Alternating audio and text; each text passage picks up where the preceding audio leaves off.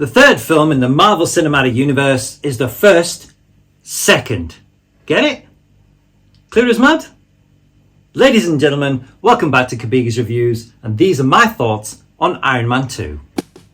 Directed by Jon Favreau and starring Robert Downey Jr. as Tony Stark, Gwyneth Paltrow as Pepper Potts, Don Cheadle as James Rhodes, Scarlett Johansson as Natasha Romanoff, Mickey Rourke as Ivan Vanko, Sam Rockwell as Justin Hammer, and Samuel L. Jackson as Nick Fury, among others.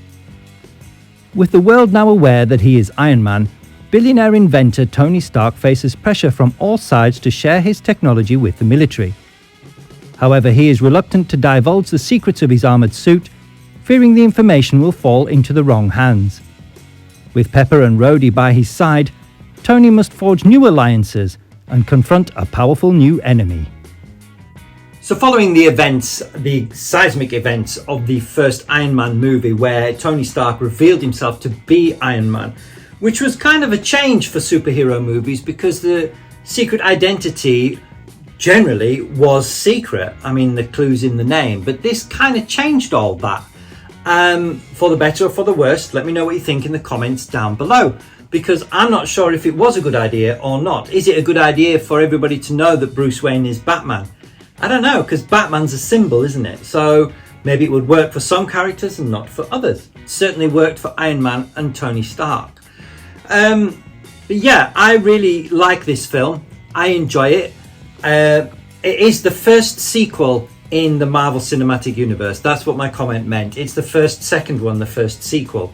It's Iron Man 2, the third film in the series, and the third film released in released order. Now, I said in my Iron Man review that Iron Man 1 formed part of Fury's big week, but it actually doesn't. Iron Man 2 does, because it's set 6 months after Iron Man 1. So I just wanted to clear that up. I am aware of that. It was just a bit of a mistake at the time.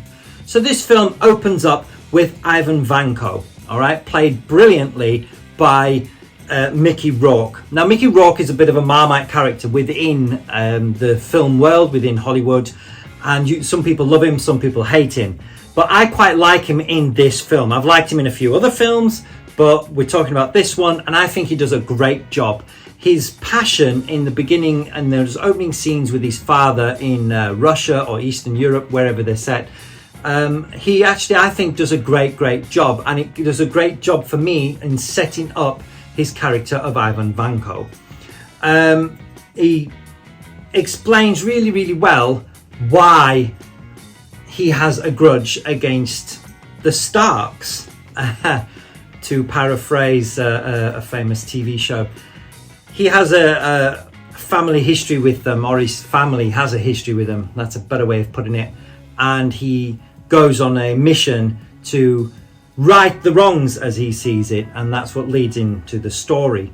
Now, one of my favourite scenes in this film has to be the Monaco Grand Prix. I absolutely love Formula One, and I think they captured it really well, and they captured the passion of it, the energy of it, and clearly the look of it. A lot of it's CGI, and I think they really did a great job. And the scenes with Mickey Rourke and Robert Downey Jr., Tony and Ivan, I thought they were really good. I always enjoy those scenes. They're great, they're action-packed, they're fast-paced, and there's real jeopardy because of the history, I feel anyway, between the Vankos and the Starks, that Tony is completely unaware of. He just thinks it's some weird guy, but Ivan knows a bit more about it. I also like the scenes where he gets his Iron Man suit on. I think that's really cool, and I think it's really clever how they did it. I think Gwyneth Paltrow is really good in this, and as is Jon Favreau as Happy Hogan.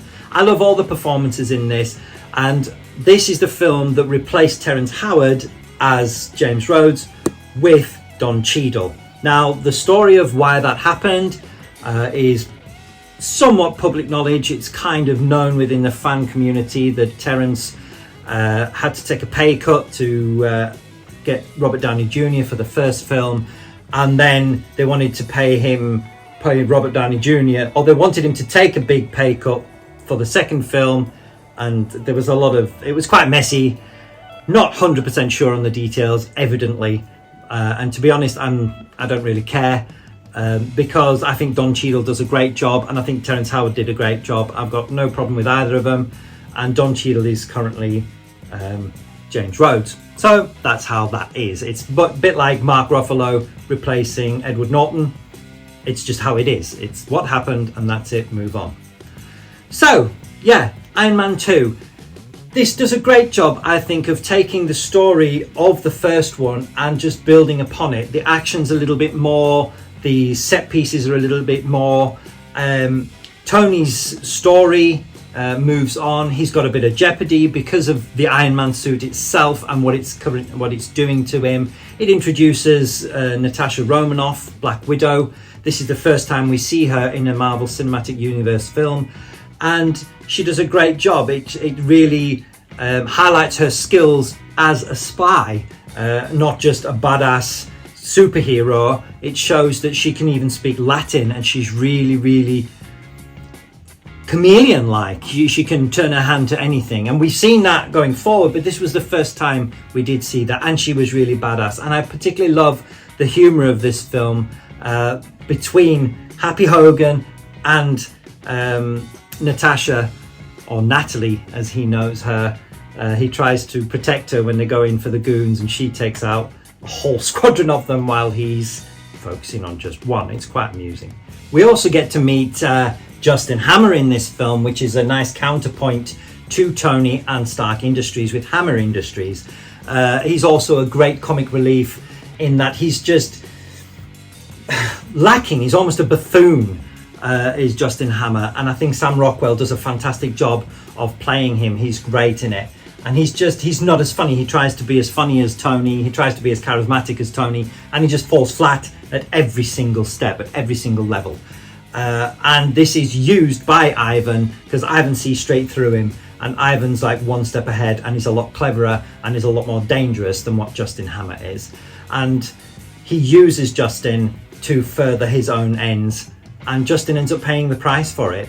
And I believe that Justin Hammer may actually be returning in a future film, but we'll have to see what happens with that one. So we also get James Rhodes suiting up as War Machine for the first time, or what is it, Iron Patriot in a later film? I'm not sure. I think it's War Machine in this one, although I'm not sure that the term is actually coined. I'll have to go back and check on that.